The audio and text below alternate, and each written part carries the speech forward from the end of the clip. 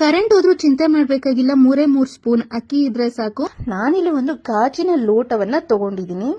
ಈಗ ಲೋಟಕ್ಕೆ ಒಂದು 3 ಸ್ಪೂನ್ ಆಗುವಷ್ಟು ಅಕ್ಕಿಯನ್ನ ಹಾಕೊಡ್ತಾ ಇದ್ದೀನಿ. ನೋಡಿ, ಇಲ್ಲಿ ನಾನು 3 ಸ್ಪೂನ್ ಆಗುವಷ್ಟು ಅಕ್ಕಿನ ತಗೊಂಡಿದ್ದೀನಿ. ಅದ್ರ ಮೇಲೆ ಸ್ವಲ್ಪ ನೀರನ್ನ ಹಾಕೊಂಡಿದ್ದೀನಿ. ಅಕ್ಕಿನ ಹಾಕಿದ್ಮೇಲೆ ಬೇಕಾದ್ರೆ ನೀವು ನೀರನ್ನ ತೊಳೆದು ಚೆಲ್ಲಬಹುದು, ನೀರಿನ ಕ್ಲಿಯರ್ ಆಗಿ ನೀಟಾಗಿರ್ಲಿ ಅಂತ ನೀವು ಅನ್ಕೊಳ್ಳೋದಾದ್ರೆ.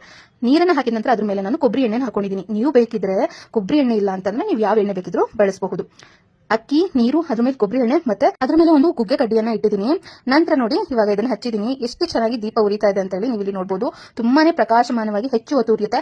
ಆದ್ರೆ ನೀವು ಇಲ್ಲಿ ಅಬ್ಸರ್ವ್ ಮಾಡ್ತಾ ಇರಬಹುದು, ನೀರಿನ ಪ್ರಮಾಣ ಜಾಸ್ತಿ ಇಲ್ಲಿ.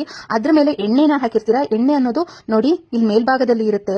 ಈ ಗುಗ್ಗೆ ಕಡ್ಡಿನ ಇಟ್ಟ ಮೇಲೆ ನೀವು ಏನಾದ್ರೂ ಈ ಮೇಲ್ಭಾಗದಲ್ಲಿ ಹತ್ತಿ ಭಾಗ ಇರುತ್ತಲ್ವಾ, ಹತ್ತಿಯ ಅರ್ಧ ಅಥವಾ ಮುಕ್ಕಾಲ್ ಭಾಗ ಆಗೋಷ್ಟು ಜಾಗದಲ್ಲಿ ಎಣ್ಣೆ ಅನ್ನೋದು ತಾಕ್ತಾ ಇರಬೇಕು. ಅವಾಗ ನೀವು ದೀಪನ ಹಚ್ಚಿದ್ರೆ ಇದು ಗಂಟೆ ಗಟ್ಲೆ ಖಂಡಿತವಾಗ್ಲೂ ಉರಿಯುತ್ತೆ. ಜಾದು ತರ ಈ ಒಂದು ಟಿಪ್ ಕೆಲಸ ಮಾಡುತ್ತೆ.